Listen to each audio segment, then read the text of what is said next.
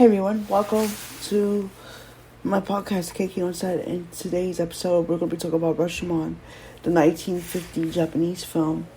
In this episode, we're going to be diving into the Rashomon Effect, and we're also going to be responding to Professor Humphrey's question of how the way the film uses multiple perspectives to tell the truth of the story.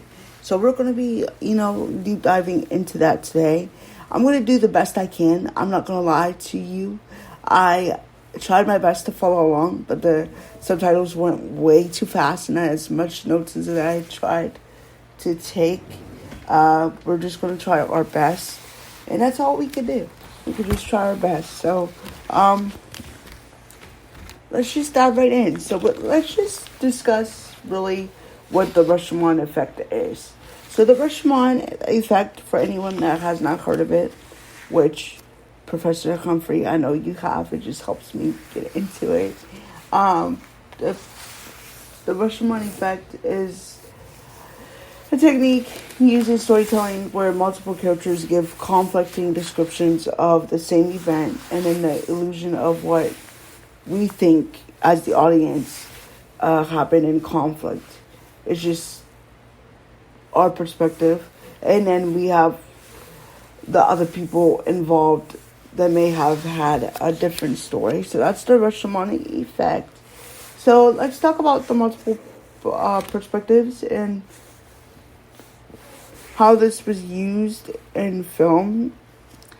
Like I said, I tried my best to take the notes that I can to follow along. So I think they do a really good job, like I said. They do a really good job showing those different perspectives. You have a bandit, a woodcutter, and a medium, and a woman. Did I say a woman already? Okay, I don't know if I did or not. But each picture recounts what they saw.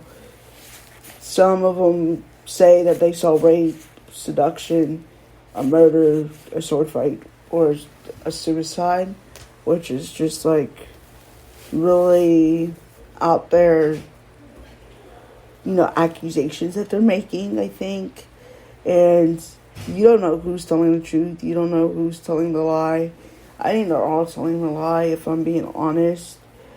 So I think that's how they use that multiple perspective, by having these different people from different backgrounds telling the story. So you really don't know which one falls into that.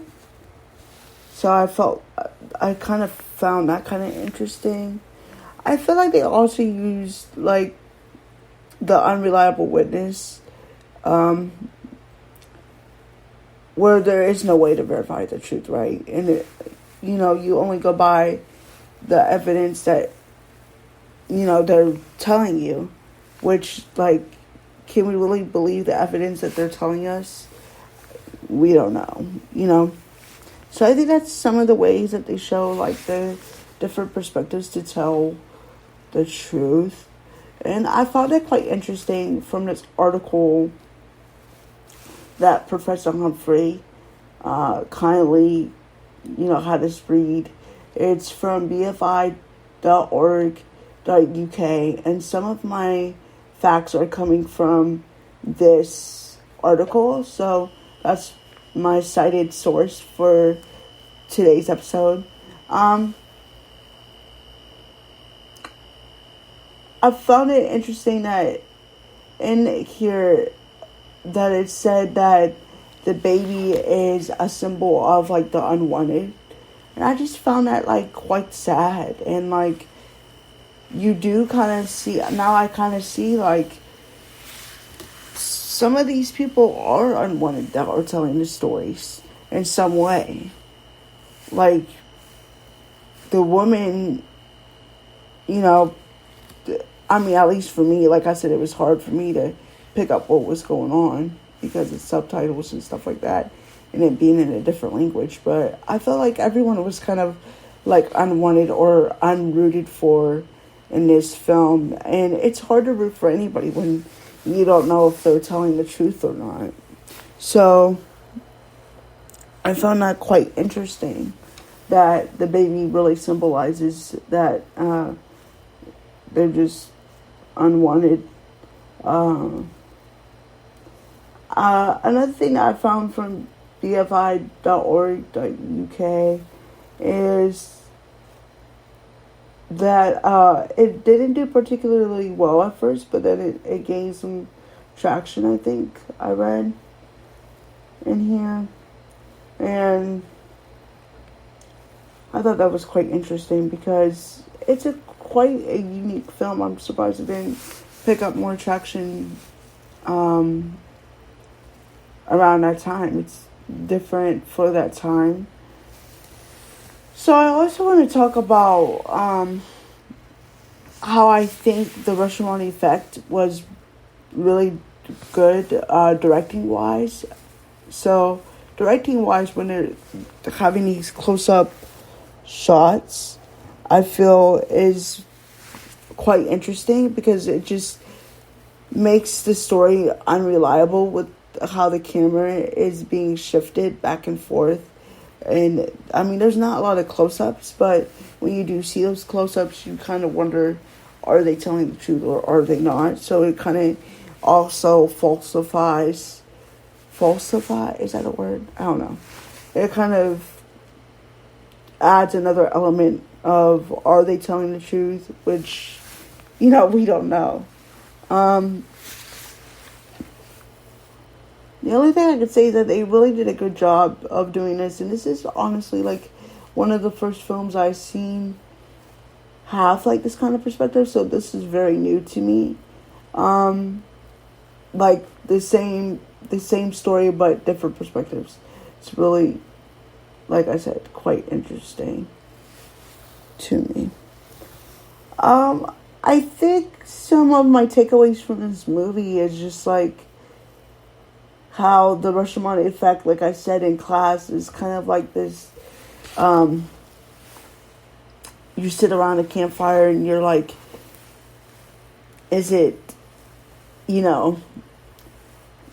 does it come back to you? When it gets back to you, does it have the same effect? Does it still carry the same weight? Is that the same story that you told around the campfire? Did it come back to you the same way? And it hardly ever does. So, really fascinating, and I'm really glad that I watched this film. Like I said, this was one of the hardest ones for me to follow along to. But I wanted to do a quote, because I feel like it's so true, from bfi.org.uk, and it says, the basic conversation is that the Japanese are saying to the world, who knows who is guilty, who in terrible truth, who is without guilt. Which I find that very fascinating, because who is guilty, who is in the terrible truth, who is without guilt. I don't think we'll ever know the answer to that, unfortunately.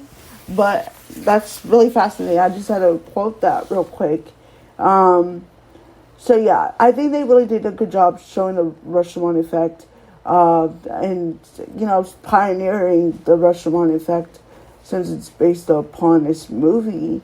Really good job. Really, like, there's times I felt like the acting was kind of mid, but other than that, I felt like it was a really good film, and I felt like, I forget who said it in class, it could have been a shorter film, but nonetheless, I think it was a really good film, displaying the same story, but different perspectives. I found that quite interesting and fascinating.